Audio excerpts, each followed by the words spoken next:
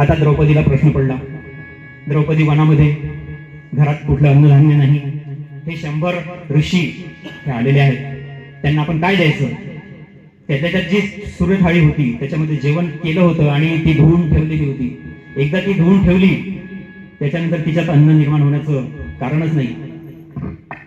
हे दुर्वासा ऋषी आणि त्यांचे शिष्य सगळे नदीवर गेले, स्नान संध्या करायला लागले. इकडे द्रौपदीने आणि सर्व पांडवांनी धावा केला. कृष्ण धाव रे लवकरे, संकट पडले घरे, कृष्णा धाव रे लवकरे, संकट पडले घरे, कृष्णा धाव रे लवकरे. आणि भगवंताचं असं आहे, त्याला तुम्ही मनापासून भक्तीने आळवा. भगवंत तुम्हाला कुठल्या ना कुठल्या रूपामध्ये येतातच. आणि त्या काळात तर भगवंत स्वतःच यायचे. तर स्वतः कृष्ण भगवान पांडवांकडे प्रकट झाले आणि द्रौपदीला म्हणाले, काय कशासाठी मला आळवलं एवढं, कशासाठी मला विनंती केली?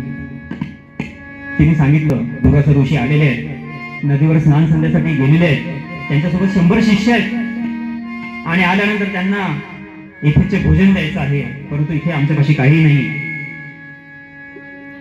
भगवान म्हणाले, तुमच्याकडे ती थाळी दिलेली आहे असेल ती बघ. ती म्हणाले, आम्ही आमचं जेवण आटोपल्यानंतर ती थाळी धुवून ठेवलेली आहे.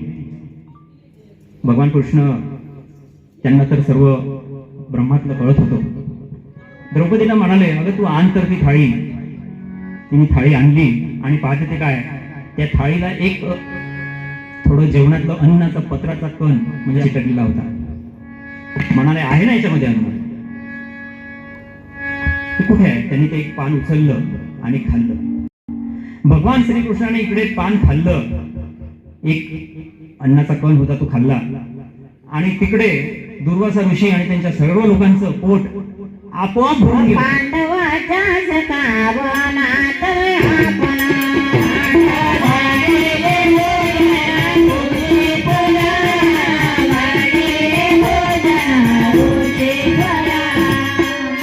भगवंताचं असं आहे, श्रद्धेने दिलेलं एक पान ते सुद्धा भगवंताला पुरेसं आहे. आणि तो भगवंत तुमचं दुःख हरण करण्यासाठी तुमच्या पाठीमागे ठामपणे उभा राहतो. जसा द्रौपदी मातेच्या पाठीमागे भगवान श्रीकृष्ण उभे राहिले.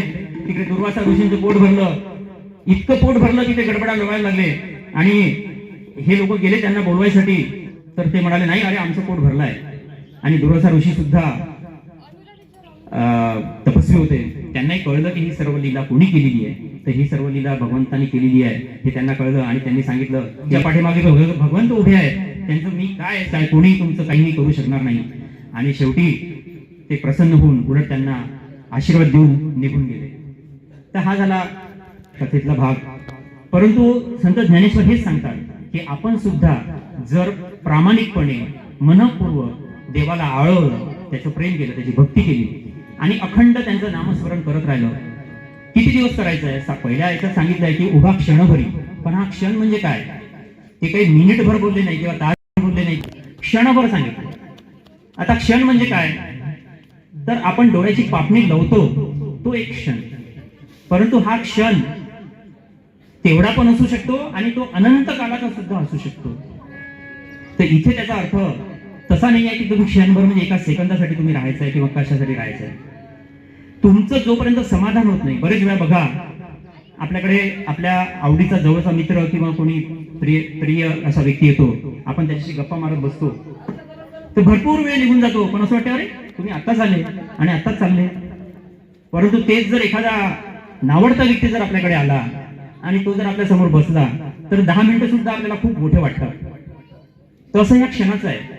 अनेक वेळा पाहतो आपण, कधी कधी वाईट घटना घडते आणि एखादा व्यक्ती जातो अचानक निघून, तेव्हा आपण म्हणतो, अरे आत्ता होता माझ्या पुढे, आत्ता निघून गेला. क्षणाचा घडीचा भरोसा नाही माणसाचा. तर हा क्षण म्हणजे आपल्या जीवनातला केवळ असं काही मिनिट तास नाही, तर अनंत काळासाठी असलेला क्षण आहे. पण तो क्षण जेव्हा आपल्याला देवाची खरी भक्ती आपल्या मनामध्ये रुजेल आणि आपण जेव्हा समोरच्या व्यक्तीमध्ये भगवंत पाहू. आपल्या संत गजानन महाराजांनी काय सांगितलं आपल्याला? एकच मंत्र दिला, गण गण गणात भूते. गण म्हणजे काय? तर जीवात्मा. दुसरा गण म्हणजे काय? तर शिवात्मा. आणि गणात म्हणजे काय, तर तुमच्या हृदयात, त्यांच्या आतमध्ये. आणि बोते म्हणजे बघा. गजानन महाराज म्हणतात की माझ्या मनात, माझ्या आतमध्ये ईश्वर आहे, तुमच्या आतमध्ये ईश्वर आहे, तो आपण बघा आणि तसं आपण एकमेकांसोबत वागा.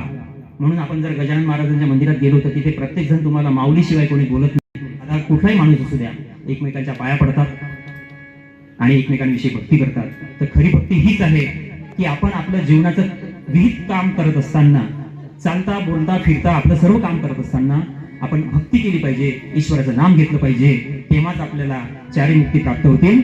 देवाची ये द्वारी उभा शरण हरी, देवाची ये द्वारी उभा शरण हरी, देवी मुक्तीच्या साधिया, देवी मुक्तीच्या साधिया, देवाची द्वारी उभा शरण हरी, देवाची द्वारी उभा शरण